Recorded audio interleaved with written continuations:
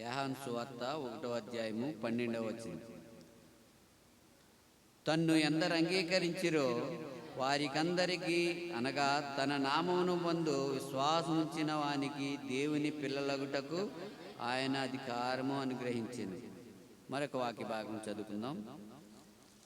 అపోస్తల కార్యములు 2వ అధ్యాయము 38వ వచనం. అందరూ కలిసి చదువుదాం. 2వ అధ్యాయము 38వ వచనం.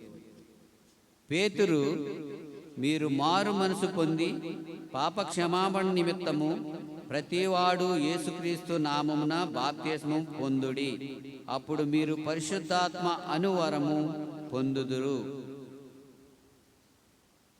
ఇంకొక వాక్య లేఖనం చదువుకుందాం. అందరం కలిసి చదువుదాం. కాబట్టి ఎవడు అయోగ్యముగా ప్రభు యొక్క రొట్టెను తినునో లేక ఆ పాత్రలోని త్రాగునో వాడు ప్రభు యొక్క శరీరమును గూర్చియు రక్తమును గూర్చియు అపరాధి అగును. ఇక్కడ యోహాను సువార్త 1వ అధ్యాయము 12వ వచనంలో ఏమంటున్నాడండి?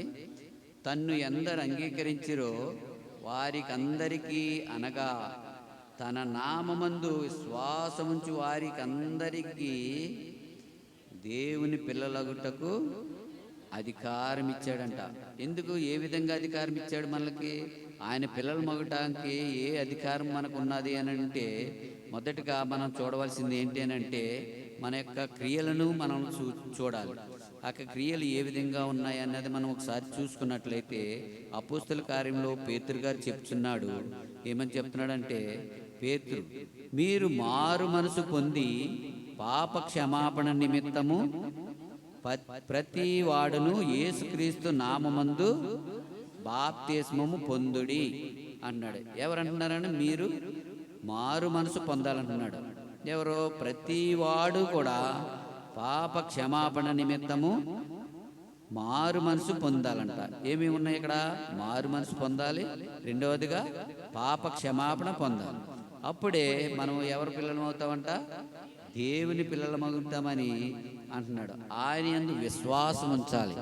ఆయన యందు ఎవరైతే విశ్వాసం ఉంచుతారో వారిలోనే మారు మనసు కలుగుతుంది, పశ్చాత్తాపం కలుగుతుంది. అప్పుడే మనం పాపాలో మనం ఒప్పుకునే వారంగా మనం ఉంటామన్నమాట.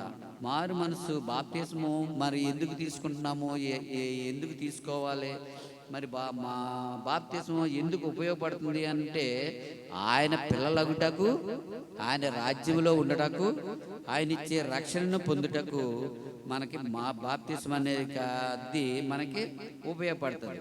మరి బాప్తిస్మం తీసుకున్న వారు కొంతమంది పెళ్ళిళ్ళు చేసుకుంటానికే మరి బాప్తిస్మం తీసుకోవాలి అని అంటారు. మరి ఒక అబ్బాయి మారు మనసు పొందాడు, బాప్తిస్మం తీసుకున్నాడంటే, మరి అమ్మాయి తీసుకోపోతే అమ్మాయి బాప్తిస్మం తీసుకుంటేనే కానీ మరి కుదరదు, క్రిస్టియన్ మ్యారేజ్ జరగదు అని మరి అప్పటికప్పుడు బాప్తిస్మం తీసుకునేవారుగా ఉన్నారు.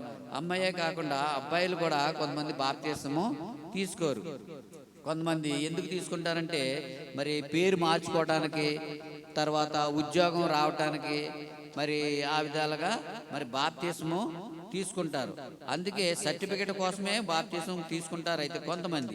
అయితే ఇక్కడ పేతురు గారు ఏమంటున్నారంటే, మరి దేవుని రాజ్యంలో చేరటానికి, దేవుని వారసులుగా చేయటానికి, పాప క్షమాపణ పొందటానికి మరి ఏం తీసుకోమంటున్నాడో? బాప్తిస్మం తీసుకోమంటున్నాడు. అంతేగాని నామకార్థముగా బాప్తిస్మము తీసుకోకూడదని పేతురు గారు హెచ్చరిస్తున్నాడు అన్నమాట. మరి విశ్వాసంతో మరి ఆ యేసుక్రీస్తు వారి యొక్క సువార్త ఏ విధంగా ప్రకటించబడిందో ఆ యొక్క సువార్త నిమిత్తము ఆయన సువార్తను నమ్మాలి. సువార్త అని అంటే మంచి వార్త. ఆ యొక్క వార్త మనకి మంచిదే కదా. ఆ యొక్క వార్తని మనం ఎప్పుడైతే మనము హృదయాల్లో జ్ఞానం చేసుకుంటామో, మన హృదయాల్లో మరి ఆలోచన చేసుకుంటామో, ఆ యొక్క యేసుక్రీస్తు వారి యొక్క మంచి వార్తను మనం అంగీకరించే వారిగా ఉంటాము. అప్పుడే మన యొక్క హృదయం ఏ విధంగా ఉన్నదని మనకి మనము పరీక్ష చేసుకునే వారిగా ఉంటాము. కాబట్టి మనం దేవునిలో నడవాలి, దేవుని ఆజ్ఞలను గైకోవాలి. కనుక మరి ఆయన ఆజ్ఞను గైకోవాలంటే మనలో పశ్చాత్తాపం అనేది ఉండాలి. మన శుద్ధ హృదయం కలిగి ఉన్నవారంగా ఉండాలి. శుద్ధ హృదయం కలిగి ఉండాలి అని అంటే మన హృదయము పాపమని చెప్తున్నాడు. మరి రోమీలకు రాసిన పత్రిక 3:23 ఒకసారి చూద్దాం. చూడండి, 3:23 ఏమని చెప్తున్నాడు?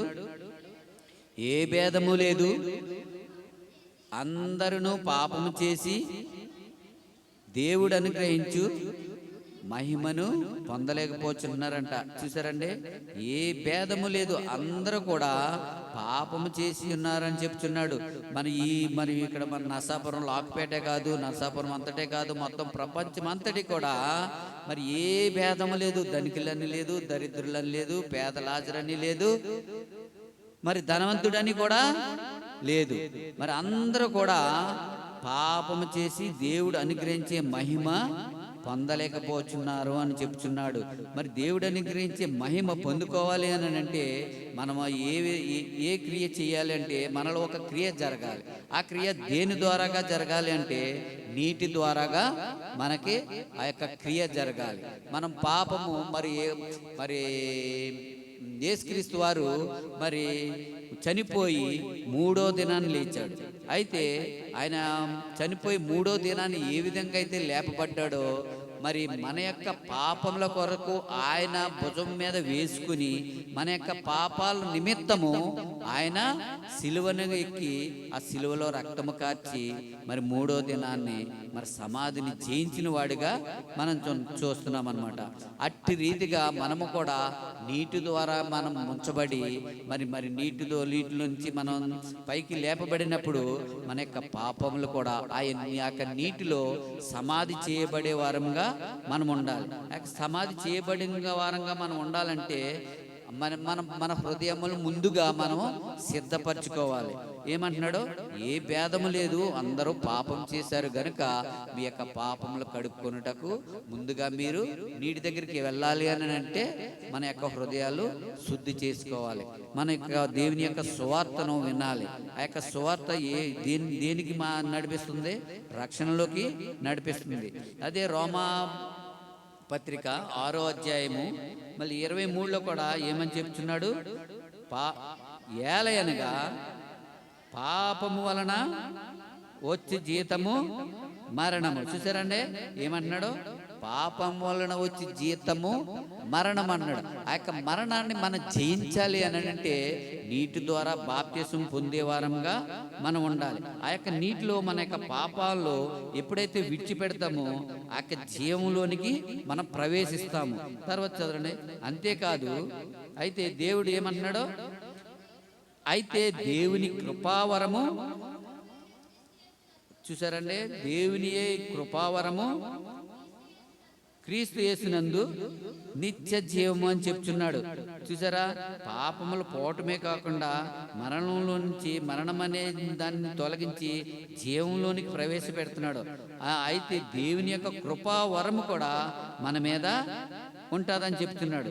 అందుకని మన యొక్క పాపములు ఏ విధంగా కడుక్కోవాలో మనం ఏ విధంగా మనము సిద్ధపడి ఉండాలో మరి అట్టి రీతిగా మనం సిద్ధపడాలని ఆ యొక్క బాప్తిస ప్రక్రియ అనేది ద్వారాగా ఆ యొక్క దేవుని యొక్క సువార్తను మనకి మేలుకరంగా ఉన్నది. పాపంలోనే మనం మరణించినట్లయితే మనకి ఏమొస్తుందంట? పాపం వల్ల నుంచి జీతము మరణం. ఆ యొక్క మరణాన్ని నుంచి మనం విముక్తి పొందాలి అంటే మన ప్రభు అయిన యేసుక్రీస్తు వారి ద్వారా ఆ యొక్క నీటి ద్వారా బాప్తిసం పొందినట్లయితే మనం రక్షణలో ప్రవేశిస్తాం. అపోస్తల కార్యము 22వ అధ్యాయము మరి 16వ వచనం ఒకసారి చూద్దాం. చూడండి, అపోస్తల కార్యం. గనుక చూసారా ఏమంటున్నాడండి? గనుక నీవు తడువు చేయుట ఎందుకు?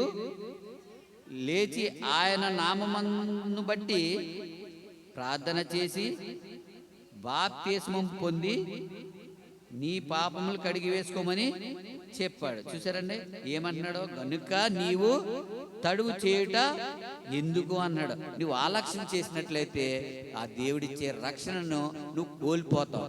ఈ యొక్క వచనము ఎవరిని బట్టి ఎవరిని ఉద్దేశించి చెప్తున్నాడంటే అననీయ సౌలు గారికి చెప్తున్నాడు. సౌలు గారు ఒకప్పుడు ఏ విధంగా ఉన్నాడో మరి దేవుని ప్రజలను దేవుని పిల్లలను హింసించేవాడుగా ఉన్నాడు. మరి దేవుని పిల్లల్ని ఏ విధంగా హింసిస్తున్నాడు. మరి ఈ రోజుల్లో చూస్తున్నాం కదండి, ఉత్తరప్రదేశ్లోనేంటి, మరి ఆయా ప్రాంతాల్లో దేవుని యొక్క సువార్త ప్రకటించే వారిని హింసిస్తున్నారు, గాయపరుస్తున్నారు, కొడుతున్నారు, చర్చిలు తగలబెడుతున్నారు. అట్టి రీతిగానే ఈ యొక్క సౌలు గారు కూడా మరి దేవుని యొక్క పిల్లలను, దేవుని యొక్క ప్రజలను హింసించేవాడు. అందుకని మరి యెహోవా దేవుడు అతనికి ఏం చేశాడంట, మరి అతని కళ్ళులకు మరి మరి చీకటి అంధకారం కలగజేశాడు. ఆ యొక్క అంధకారం కలగజేసినప్పుడు మరి ఏమీ చేయలేని వాడిగా స్పృహ కోల్పోయి మరి పడిపోయాడు. అప్పుడు అననీయ అనే ఒక ప్రవక్త దగ్గరికి మరి సౌలుని ఎల్లమట్టలుగా చెప్తున్నాడు. నీవెవరవు అని అంటే సౌలు గారు మరి యొక్క పడిపోయిన స్థితిలో ఉన్నప్పుడు నీవెవరవు అని అడిగి, నువ్వు హింసిస్తున్నా మరి యేసును అని చెప్తున్నప్పుడు, అయితే మరి అప్పుడు ఆ ఒక్క క్షణంలో మరి దేవుని మాటలు విన్నాడు. ఆ యొక్క మాటలు విని ఆ యొక్క యెహోవా దేవుని యొక్క స్వాబది మరి ప్రవక్త దగ్గరకు, అననీయ అనే ప్రవక్త దగ్గరకు వెళ్ళాడు అనమాట. అననీయ ఏమని చెప్తున్నాడంటే సౌలు గారికి చెప్తున్నాడు, చదవండి ఒకసారి. గనుక నీవు తడువు చేయుట ఎందుకు? తడువు చేయటం అంటే ఆలస్యం చేయుట ఎందుకు? నువ్వు ఆలస్యము చేయవద్దు, నీవు లేచి ఎందుకు లేచి ఆయన నామమును, ఎవరి నామం అంట? యేసు నామములో నీవు బాప్తిస్మము పొందమని చెప్తున్నాడు. ఆయన నామములోనే నీకు రక్షణ కలుగుతుంది. ఏ నామములో కూడా నీకు రక్షణ కలగదు. కాబట్టి నీవు తడువు చేయకుండా నీవు లేచి బాప్తిసం పొందమన్నాడు. ప్రభువైన యేసుక్రీస్తు వారి యొక్క రక్తం ఒక్కటే మన పాపములను కడిగివేయబడుతుంది. కోడెల యొక్కయు, మేకల యొక్కయు, గొర్రెల యొక్కయు ఈ రక్తము కూడా మన పాపాలకి క్షమించడానికి వారికి అర్హత లేదు. మరి పరిశుద్ధాత్మ దేవుని యొక్క యెహోవా దేవుని కుమారుడు మరి నరరూపముగా మరి భూలోకానికి వచ్చి మన పాపములను మనం కడిగివేయటకు, మన శాపములను తుడిచివేయటకు మరి యెహోవా దేవుడు తన కుమారుణ్ణి నరరూపిగా భూలోకానికి పంపించి 33.5 సంవత్సరాలు జీవింపచేసి 3.5 సంవత్సరాలు మరి మరి దేవుని గురించి సువార్త ప్రకటిస్తూ వచ్చాడనమాట. ఆ యొక్క సువార్త ప్రకటిస్తూ, ఆ యొక్క సువార్త దేని కొరకు? నీవు మరణించుట ఆయనకి ఇష్టము కాదు. నిన్ను ప్రేమించాడు. నీవు నరకంలోకి వెళ్ళిపోతున్నావు, లోకంలో తిరుగుతున్నావు, సముద్రం అనే అగాధ జలంలోకి నువ్వు వెళ్ళబడుతున్నావు. గనుక నువ్వు అగాధ జలంలో నువ్వు ఉండడానికి మంచిది కాదు. నీవు నా కుడి పార్శ్వాన ఉండాలి, నువ్వు నా ప్రియ కుమారుడువు అని మరి యెహోవా దేవుడు మనతో మాట్లాడుతున్నాడు. నేను నీ ప్రియ స్నేహితుడిని అంటున్నాడు. నువ్వు నాకు స్నేహితుడిగా ఉంటావు. ఎప్పుడు ఉంటావో? నీవు నా మాట విని నీవు తడువు చేయకుండా నువ్వు ఎప్పుడైతే నీటి ద్వారా బాప్తిస్మము పొందుతావో, నీ పాపములు కడుగబడతాయో, అప్పుడు నీవు నా ప్రియ కుమారుడిగా అంగీకరించబడతావు. అందుకని బట్టి నువ్వు బాప్తిస్మం తీసుకో, తడువు చేయకు అని అంటున్నాడు. ఒకసారి మరి చదవండి. గనుక నీవు తడువు చేయుట ఎందుకు? నీవు లేచి ఆయన నామము అని అంటున్నాడు. ఆయన నామమును బట్టే ప్రార్థన చేసి బాప్తిస్మము పొందమంటున్నాడు. ఆయన ఏమన్నాడు? అననీయ సౌలు గారికి ఏం చెప్తున్నాడు? నీవు లేచి ప్రార్థన చేసుకో. నీ యొక్క పరిస్థితి మరి దేవుని యొక్క ప్రజలను, దేవుని యొక్క పిల్లలను ఏ విధంగా హింసించావో నీకు నువ్వు మరి ఒక్కసారి వెనక తిరిగి నీకు నువ్వు పరీక్ష చేసుకో మరి అన్నప్పుడు మరి సౌలు గారికి ఎంతో పశ్చాత్తాపం కలిగిందంట. మరి యొక్క పశ్చాత్తాపంతో, అయ్యో నేను ఇటువంటి దేవుని కుమారుల్ని, దేవుని పిల్లల్ని హింసిస్తున్నానా అని చెప్పి మరి తను తాను ఎంతగానో దీనుడైపోయి, రిక్తుడైపోయి మరి ఎంతగానో బాధపడిపోయి మరి వెంటనే అప్పుడు సౌలు గారు ఏం చేశాడంట? మరి బాప్తిసం పొందినవాడుగా ఉండి మరి యొక్క సౌలు పౌలుగా మార్చబడ్డాడు. పౌలుగా మార్చబడిన తర్వాత ఎంతో మందికి సువార్త ప్రకటించి యేసుక్రీస్తు నామములో ఎంతో మందిని రక్షింప చేశాడు. అంతేకాక ఎంతో మందికి మార్గముగా మరి సౌలు గారు నిలిచి ఉన్నాడు. మరి అపోస్తలుల కార్యం 2:20-38 వచ్చిన చదవండి మరి ఒకసారి. పేతురు మీరు మారు మనసు పొంది చాలు. చూసారా, పేతురుగాడు కూడా ఇక్కడ ఏం చెప్తున్నాడు? మీరు మారు మనసు పొందండి. మరి సమయము తక్కువగానే ఉన్నది. మరి మారు మనసు పొందినట్లయితే మరి దేవుడిచ్చే నిత్య జీవమునకు వారసులు అవుతారని చెప్తున్నాడు. ఇప్పుడు మారు మనసు మరి బాప్తిస్మం ఎందుకు పొందాలంటే మనం నరకంలో నుండి విముక్తులుగా చేయటానికి, మరి లోకమనే పాపంలో నుండి, సముద్రమనే అగాధ జలంలో నుండి మనం పోకోకుండా ఉండుట కొరకు, మన పాపములు కడగవేయబడుటకు నీటి ద్వారా బాప్తిస్మం పొందాలని మరి పేతురు గారు ఇక్కడ ప్రకటిస్తున్నాడు అనమాట. మరి అంతే యోహాను సువార్తలో కూడా ఏం చెప్తున్నాడు? తన్ను ఎందరు అంగీకరించిరో వారందరికీ, అనగా తన నామం అంటే ఎవరి నామము? యేసు నామము. యేసు నామము, తన నామం అనగా యేసు నామమందు విశ్వాసం ఉంచాలి. మరి మరి మరి మరి మనకి ఈరోజు మనకి విశ్వాసం ఉందా? మరి ఏ విశ్వాసం ఉంది?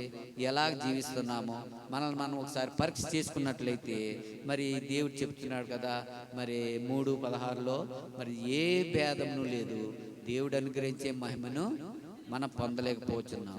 మరి దేవుడు అనుగ్రహించే మహిమను పొందలేకపోతున్నాం కాబట్టి మరి పాపము మనలో సంచరిస్తుంది కాబట్టి ఆ యొక్క పాపం నుండి మనం విముక్తి పొందాలంటే మరి మన యొక్క పాపములు కడిగి వేసుకోబడి వారిగా మనం ఉండాలి. సౌలు ఏ విధముగా అననీయ దగ్గరికి వెళ్ళి తన కళ్ళు పొరలను మరి కప్పిబడిన పొరలను ఏ విధంగా కడగబడుకున్నాడో, మరి యొక్క నీటి ద్వారా తడబడకుండా మరి త్వరపడి మరి యేసు నామమందు బాప్తిస్మం తీసుకుని సౌలు పౌలుగా ఎట్లుగా మారాడో మనం కూడా మరి ఈ లోకంలో మరి పాపమనే లోకంలో నుండి మనం కూడా ప్రత్యేకించబడాలంటే బాప్తిస్మం అనే ప్రక్రియ ద్వారాగా మనం కూడా కడగబడి ఆ యొక్క నీటిలో మన యొక్క పాపాలను విడిచినట్లయితే మనం కూడా మరి దేవుని పిల్లలటకు మనకి అర్హత ఉన్నదన్నమాట.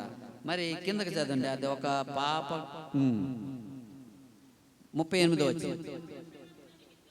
పాప క్షమాపణ నిమిత్తము ఇక్కడి నుంచి ప్రతివాడు యేసుక్రీస్తు నామమున బాప్తిస్మము పొందాలన్నమాట. ఆ యొక్క బాప్తిస్మం అనే ప్రక్రియ పొందితే మనం రక్షించబడిన తర్వాత అప్పుడు మీరు పరిశుద్ధాత్మ అను వరము పొందుతారు. సరిగా మరి ఇక్కడ మళ్ళీ మనం క్లుప్తంగా మనం పరిశీలన చేసినట్లయితే అప్పుడు మీరు చదవాలి. పరిశుద్ధాత్మ అను వరము, వరము అన్నది వరం అన్నది సరిగా విడిచి చదవండి, గ్యాప్ ఇచ్చి చదవాలి ఒకసారి. పరిశుద్ధాత్మ అను వరము, ఏం వరం అంటే అంటే అను అన్న దాంట్లోనే చాలా ఉన్నదన్నమాట.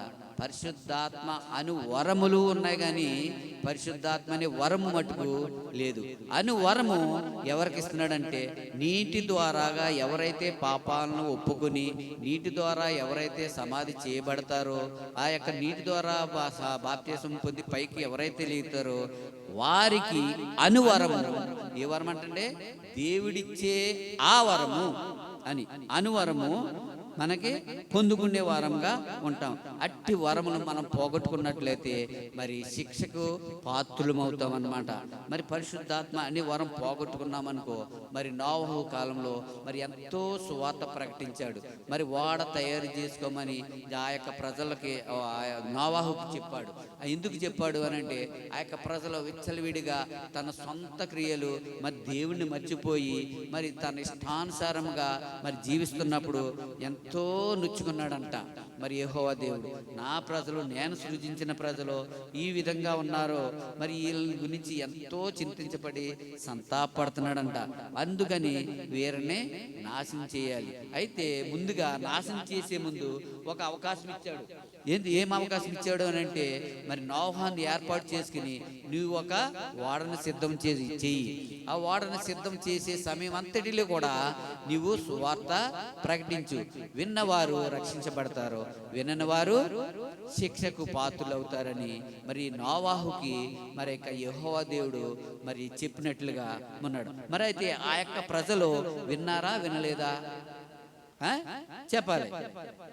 విన్న నోవాహు చెప్పిన సువార్తను, ఆ యొక్క మంచి వార్తను విన్నారా? హేళన చేశారు. మరి జలప్రళయం వస్తుంది అని మరి మీరు ఈ వాడ మరి ఎంతోమంది మరి నోవాహును హేళన చేశారు.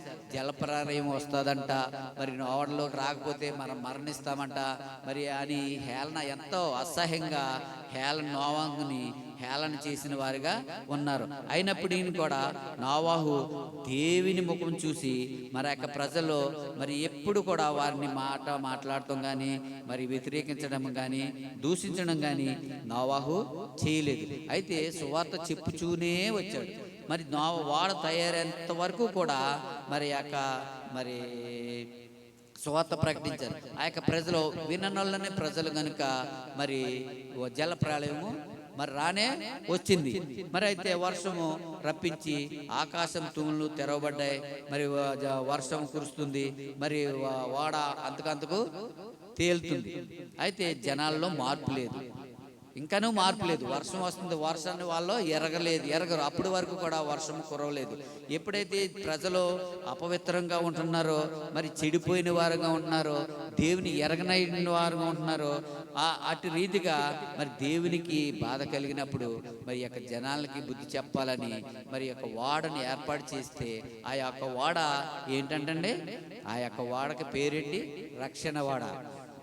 ఆ యొక్క వాడలోకి ఎవరైతే వస్తారో రక్షణ పొందుతారు, వాళ్ళలోకి ఎవరైతే రారో మరి నరకానికి పాత్రలు అవుతారని మంచిగా మరి నోవాహు ద్వారాగా హెచ్చరింపబడ్డారు. అయితే ఆ హెచ్చరికని విననోళ్ళని ప్రజలుగా ఉన్నారనమాట. మరి అందుకని మరి వాడ జలప్రళయం వచ్చింది. మరి వాడ తలుపులు మూయబడ్డాయి. మరి వాడ ప్రయాణమయ్యి మరి తేలుతూ వెళ్ళిపోతూ ఉన్నది. అప్పుడు లబోదీపం అంటే ప్రయోజనం ఉందా? ప్రయోజనం లేదు. గనక సమయం ఉండగానే ఇక్కడ అననీయ సౌలు గారికి ఏం చెప్తున్నాడంటే, త్వరపడి నీవు లేచి ప్రార్థన చేసి బాప్తిస్మము తీసుకోమన్నాడు. ఎందును బట్టి? సమయం లేదు గనుక నీవు తడబడి నీవు లేచి ఆయన నామమందు ప్రార్థన చేసి బాప్తిస్మం పొందమన్నాడు. ఆ ప్రజలకు అదే నోవాహు కాలంలో ఆ యొక్క ప్రజలు ఎంతో మరి తలుపు మూయబడిన తర్వాత మరి నోవాహు కూడా ఆ యొక్క అర్హత లేదు. ఎందుకంటే జాలిపడి తీస్తాడేమో, అంతకాలము చూశాడు. నీవు చెప్పిన సువార్త వారు వినలేదు కనుక మరి యెహోవా దేవుడు తలుపులు మూయబడ్డాయి. అయితే బాప్తిస్మం తీసుకున్న తర్వాత రక్షణ పొందారనుకుంటున్నారా? అయితే మరి ఈ లోకంలో మనం ఉన్నాం గనుక నువ్వు బాప్తిస్మం తీసుకున్నావు. అయితే ఈ లోకమనే పాపము మనకి అంటకుండా ప్రత్యేకించబడి మనం దేవుని కృపను బట్టి ఏర్పరచబడిన ప్రజలుగా మనం ఉండాలి అని ఆ యొక్క నోవాహు వాడ మనకు సాదృశ్యంగా కనపడుతుంది. ఆ యొక్క జల ప్రళయం కూడా మన యొక్క జీవితానికి మరి సాదృశ్యంగా కనపడుతుంది.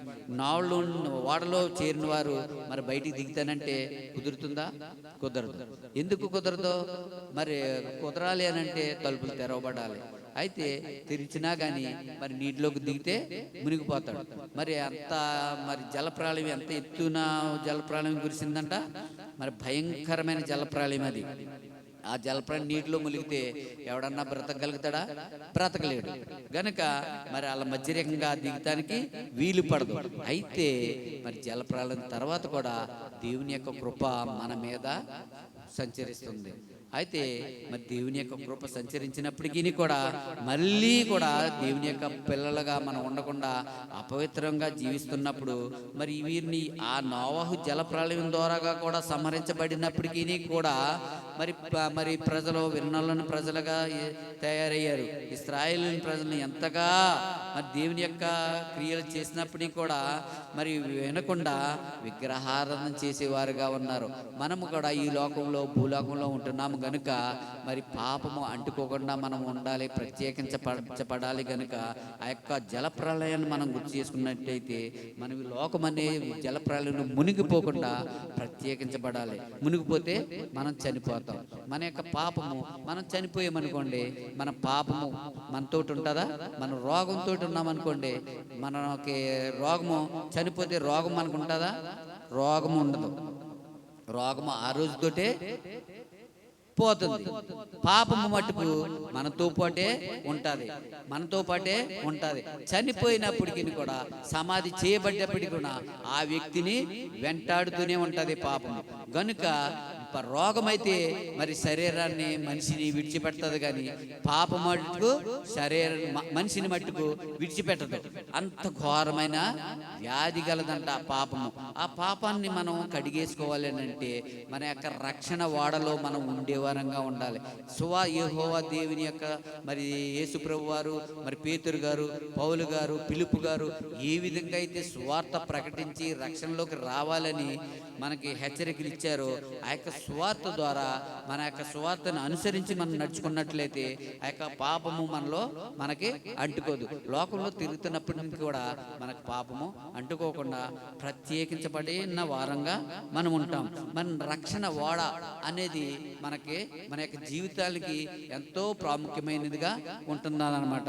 మరి యొక్క రక్షణ ఓడ, మరి యొక్క జలప్రలయము, మరి మనం ఈ లోకంలో ఉంటున్నాం కనుక మరి యొక్క నీటిలో ఉంటే మునిగిపోతాం. మనకి ప్రపంచంలో ఉన్నాం, భూలోకంలో ఉన్నాం కాబట్టి సముద్రమైన అగాధ జలము లోతుకి తీసుకెళ్ళిపోతుంది. సాతాను గడు ఏం చేస్తాడంటే లోతుకి తీసుకెళ్ళిపోతుంది. అలాగే ధనవంతుడు కూడా మరి ఏం చేశాడు? విలాసమైన జీవితాన్ని జీవించాడు ధనవంతుడు. మరి అయితే మరి పేదలాజరు, అతని దగ్గర ఉన్న పేదలాజరు తను తిని రొట్టె ముక్కలు పడేస్తున్న రొట్టె ముక్కలు తిని మరి జీవించాడు అనమాట.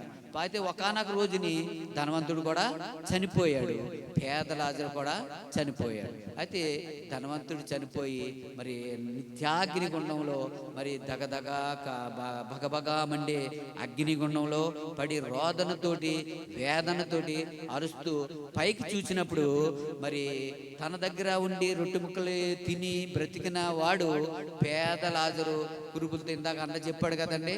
పేదలాజరుకి వైద్యుడు ఎవరంట? కుక్కలో.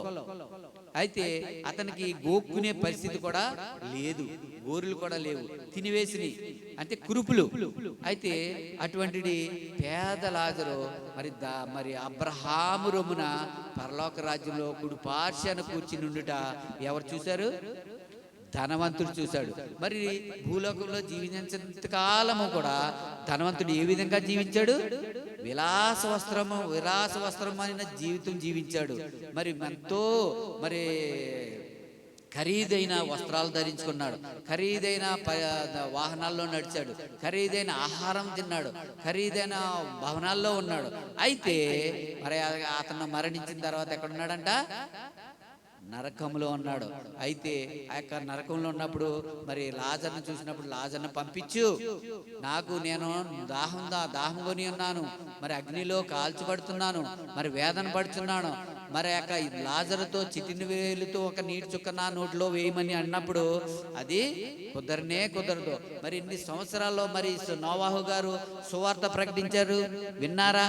వినలేదు. ఆ ప్రజలకు వినలేదు కాబట్టి వారికి ఏమని పేరు పెట్టాడు? విననొల్లని ప్రజలు. మనం ఏ జాబితాలో ఉన్నామో? విననొల్లని ప్రజలలో ఉన్నామా? దేవుని యొక్క ఆజ్ఞలను గైకొని తడబడక ఆయన నామమందు ప్రార్థన చేస్తూ బాప్తిస్మం తీసుకుని ఆయన వాక్యాలను అనుసరించి జీవిస్తున్నామా? ఒక్కసారి మనం చూసుకున్నట్లయితే, మనం పరీక్ష చేసుకున్నట్లయితే మనకి ఆ దేవుడిచ్చే అనువరము మనకి ఎలా సంప్రదిస్తుందంటే చదవాలి. మళ్ళీ ఒకసారి 38వ వచనం జాగ్రత్తగా చదవండి, అర్థం చేసుకుని. పేతురు గారు చాలా ఎంత చెప్తున్నాడంటే, మీరు మారు మనసు పొంది పాప క్షమాపణ నిమిత్తము ప్రతివాడు, చూసారా, నీవు నేను ఒక్కలమే కాదు, ప్రతివాడు యేసుక్రీస్తు నామంలోనే తీసుకోవాలంట. మరి ఏ నామములో కూడా రక్షణ కలుగదు, యేసు నామములోనే రక్షణ కలుగుతుంది. యేసు నామమున బాప్తిస్మము పొందిడి.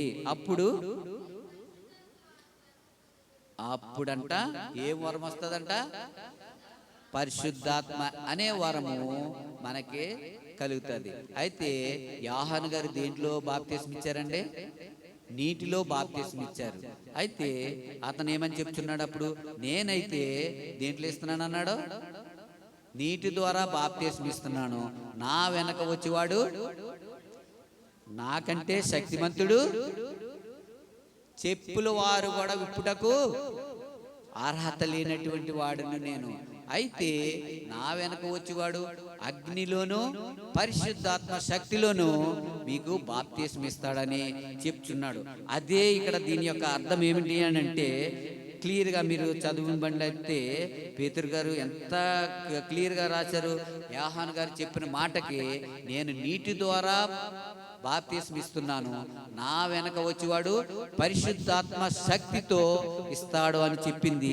ఇక్కడ మనకి ఒక వరముగా మనము పొందుకుంటాం. అట్టి ధన్యత మనకి ఈ రోజుల్లో మనకి మనకి మనకి ఇక్కడ మనకి ఇస్తున్నాడు అనమాట. యెహోవా దేవుడు ఎంత గొప్పవాడు, మనకి ఎంత భాగ్యం ఇచ్చాడు చూసారా. ఉదయకాలం ఆరాధన వర్తమానంలో మనకి మరి దైవదాసులు మరి ఎంత భాగ్యం ఇచ్చాడు. అటువంటి భాగ్యము మరి అందరికీ కూడా దొరకదు. అటువంటి భాగ్యము ఏం భాగ్యం అంటున్నాడండి ఇక్కడ? పరిశుద్ధాత్మ అనువరము. నీటి ద్వారా మనం బాప్తిస్మం మన పాపాలు ఒప్పుకున్నట్లయితే, నీటి ద్వారా లేచినప్పుడు అనువరమును మన యెహోవా దేవుడు మనకి మన మన మన భుజం మీద మనకి వచ్చేటట్లుగా ఆ వరం పొందుకునే వారముగా మనం ఉండాలి. ఆ వరం ఎవరైతే కోల్పోతామో మనము ధనవంతుడి వలె మనము నిత్యాజ్ఞ గుణంలో ఉంటామన్నమాట. గనుక మనల్ని మనం సరి చేసుకుని పరీక్ష చేసుకుని మనం ఏ విధంగా బాప్తిస్మం తీసుకోవాలో మనం గమనించినట్లయితే ఆ పరిశుద్ధాత్మ అనువరమును మనం పొందుకుంటామన్నమాట. తన్ను ఎందరు అంగీకరించిరో, మరొకసారి యోహాను సువార్త 12వ వచనం 1వ అధ్యాయం 12వ వచనం చదవండి. తన్ను ఎందరు అంగీకరించిరో వారందరికీ తన నామమందు విశ్వాసముంచు వారికి దేవుని పిల్లలగుటకు అధికారము. చూసారండి, మరి ఆయన పిల్లలగుటకు మరి అధికారం ఇచ్చాడా లేదండి?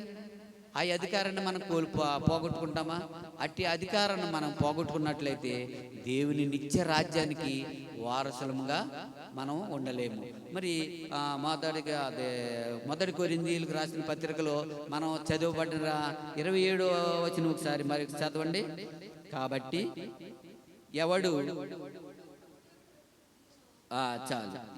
అయోగ్యముగా, అంటే ఎవరండి అయోగ్యులు? ఎవరు అయోగ్యులు? పాపం చేసిన వారు అయోగ్యులు.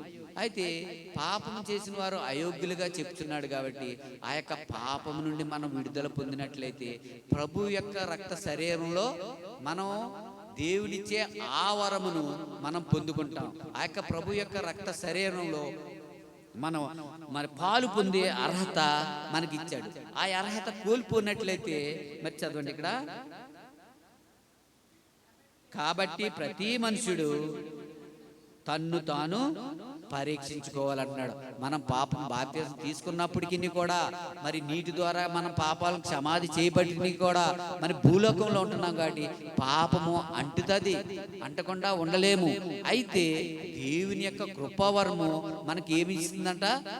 మనము సరి చేసుకునే అవకాశం ఇస్తుంది. ఆ సరి చేసుకునే అవకాశమే ఈ రోజుని మనకి మన మధ్యలో మరి ప్రభు యొక్క రక్త శరీరములు మన మధ్య ఉన్నాయి కనుక ఆ యొక్క రక్త శరీరములు మనం ఎప్పుడైతే చూస్తామో, ఆ యొక్క రక్త శరీరములు ఎప్పుడైతే పాలు పంపులు పొందుతామో మనల్ని మనము సరి చేసుకునే వారంగా ఉంటాము. ఆ యొక్క బాప్తిస్మం అనే ప్రక్రియ ద్వారా మన పాపంలో కడుగుంటే కాకుండా లోకంలో ఉంటున్నాం కాబట్టి పాపం అంటుకుంటుంది కాబట్టి ఎప్పటికప్పుడు మన ప్రార్థన ద్వారాగా దేవుడిచ్చే మరి దేవుని దాసులు ఇచ్చే సలహాల ద్వారాగా వాక్యాల ద్వారాగా మన హెచ్చరింపబడుతున్నాం కాబట్టి ఆ హెచ్చరికలు మనం ఫలింప చేయాలంటే మరి దేవుని యొక్క మరి ప్రభు అయిన యేసుక్రీస్తు వారి యొక్క రక్త శరీరంలో ప్రతి వారు కూడా పాలు పంపులు పొందాలి. ఆ యొక్క పాలు పంపులు పొందాలి అంటే ముందుగా మనం దేవుని యొక్క బిడ్డలంగా మనం ఉండాలి.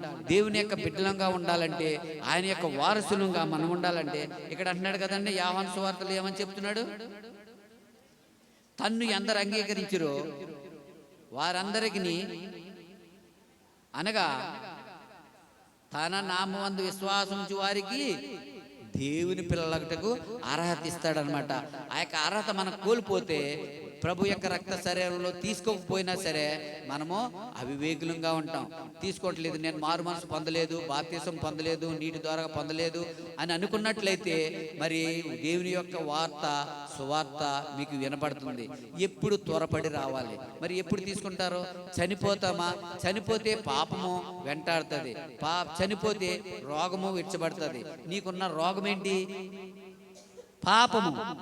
మనకున్న రోగము పాపము. ఆ యొక్క పాపము మనం వెంటాడకుండా ఉండాలంటే మరి తక్షణమే మరి అననీయ మరి సౌలు గారికి ఏ విధంగా నీవు లేచి త్వరపడి మరి ప్రార్థన చేసి బాప్తిస్మం పొందుతావో అప్పుడు నీవు దేవుని బిడ్డలుగా, దేవుని కుమారుడిగా, దేవుని యొక్క స్నేహితుడిగా మరి నువ్వు ఆయనతో ముఖాముఖిగా మాట్లాడే అర్హత నీకు ఇస్తాడు. ఆయనతో నువ్వు ముఖాముఖిగా మాట్లాడేయాలంటే, నీ ప్రార్థనలో ఆయనకు దర్శనం కావాలి అని అంటే, నీవు పాపంలో నీకు ఉన్నాయట్లయితే దేవుడు నీతోటి మాట్లాడలేడు. నీ అంతటి నువ్వు ప్రార్థన చేసుకుంటావు, కానీ అది దేవునికి చేరబడవు, అంగీకరించబడవు. దేవుని యొక్క నీ మనవి, నీ ప్రార్థనలో అంగీకరించబడాలంటే నీ పాపాలు ఎలా ఉన్నాయంట? దేవునికి నీకు మధ్యలో అడ్డుగోడగా ఉన్నాయి. ఆ యొక్క అడ్డుగోడ నువ్వు తొలగించుకోవాలంటే నీటి ద్వారా బాప్తిసం పొందాలి. నీటి ద్వారా బాప్తిసం పొందటమే కాకుండా మరి భూలోకంలో ఉంటాం కనుక మరి పాపము అంటుకోకుండా ప్రత్యేకపడాలి కనుక వాక్యం ద్వారా మనం హెచ్చరించబడాలి. ఆ వాక్య లేఖనాల ద్వారా మనం హెచ్చరించుకున్నట్లయితే దేవుని యొక్క రక్త శరీరంలో మరి యొక్క ప్రభువైన యేసుక్రీస్తు వారి యొక్క రక్త శరీరంలో పాలు పంపులు ఎప్పుడైతే తీసుకుంటామో మనం ప్రత్యేకబడిన వారముగా ఉంటాము. ఆ యొక్క ప్రత్యేకబడిన జనంగా మనం ఉండాలి అని అంటే మరి యొక్క ప్రభు యొక్క రక్త శరీరంలో మనం తీసుకోవాలని నిశ్చయత నీవు నేను కూడా తీసుకునే వరంగా ఉండాలి. అయితే దేవుని యొక్క శరీరము మనం నిర్లక్ష్యంగా తీసుకున్నట్లయితే ఏం చెప్తున్నాడు? మొదటి కొరింథీ, కాబట్టి ప్రతి మనుషుడు అది పరీక్ష చేసుకుంటున్నావా? ఒకసారి ఆలోచన చేసుకో. మరి పరీక్ష చేసుకున్నట్లయితే మరి నీవు సరి చేసుకున్న దాని అవుతావు, సరి చేసుకున్న వాడి అవుతావు. మరి ఏ విధంగా యథార్థంగా నీవు ఉన్నావా, యథార్థతగా ఉన్నావా? లేని పక్షం అయితే మనం సరి చేసుకునేటకి ఒక అవకాశం ఇచ్చాడు. మరి ఆ అవకాశాన్ని పోగొట్టుకున్నట్లయితే నిత్యాగ్ని గుండము తప్పదు అని చెప్తున్నాడు. మరి ఆ నిత్యాగ్ని గుండం తప్పించుకోవాలంటే మనము ప్రభు యొక్క శరీరంలో పాలు పొందాలి. ఎప్పుడైతే ప్రభు యొక్క శరీరంలో పాలు పొందుతామో మనం పాపం చేయటానికి మన ఆలోచన, మన హృదయము త్వరపడదు. మనం త్వరపడకుండా ఉండాలి, పాపంకి లోబడకుండా ఉండాలి అని అంటే ఆ యొక్క ప్రభు యొక్క రక్త శరీరంలో మనలో జీవింప చేయాలి. జీవింప చేస్తాయంట. మరి యొక్క జీవింప చేసేలాగిన మనము సరి చేసుకోవాలని ఈ యొక్క మధ్యాహ్నంలో ఈ యొక్క లేఖనాల ద్వారాగా మనం ప్రభు యొక్క రక్త శరీరంలో మనం సరి చేసుకుని బాప్తిస్మం అనే ప్రక్రియ ఎందును బట్టి అన్నదే మనం ఒకసారి ఆలోచన చేసుకున్నట్లయితే మనం రక్షించబడతాం. ఆ యొక్క నోవాహు వాడ ఏ విధముగా మరి రక్షణ అనే వాడలో మరి జలప్రలయం అనే ప్రమాదంలో నుంచి మనల్ని తప్పించబడిందో ఆ యొక్క వాడలోనే ఉండే వారంగా ఉండాలి. మరి వాడ ఎక్కడ ఉంది? నీటి మీదే ఉంది. అయితే మరి ఆ వాడకే ఏమీ కూడా ఆ జలప్రలయము హాని చేయలేదు. మనము కూడా లోకంలో ఉన్నాం, సముద్రం అనే అగాధ జలంలో ఉంటున్నాం. అయితే లోకం అనే పాపము మనం అంటకుండా ఉండాలంటే ప్రభు యొక్క వాక్యాలు మనలో ప్రసరింపజేయాలి. ఆ వాక్యాలు మనం ఎప్పుడైతే అనుసరించి నడుచుకుంటామో ఆ యొక్క మంచి సువార్త, ఆ యొక్క మంచి వార్తని మనం ఎప్పుడైతే అనుసరిస్తామో దేవుని యొక్క బిడ్డలుగా, దేవుని యొక్క వారసులుగా మరి ఆ యొక్క ధన్యత అనువరము. మరొక్కసారి ఆ వాక్యాలు చదవండి. అపోస్తల కార్యము 2వ అధ్యాయము 38వ వచనం. పేతురు, మీరు మారు మనసు పొంది పాప క్షమాపణ నిమిత్తము ప్రతివాడు యేసుక్రీస్తు అను వరము పొందుదురు. దేవునికి మహిమ కలుగును గాక. చూసారండి, అట్టి వరము మనము పొందుకోవాలని మనం చేస్తున్నాం. ఈ వాక్యం కొరకే దేవుని దాసులు ప్రార్థన చేస్తారు. మోకరించండి, ప్రార్థన చేసుకుందాం.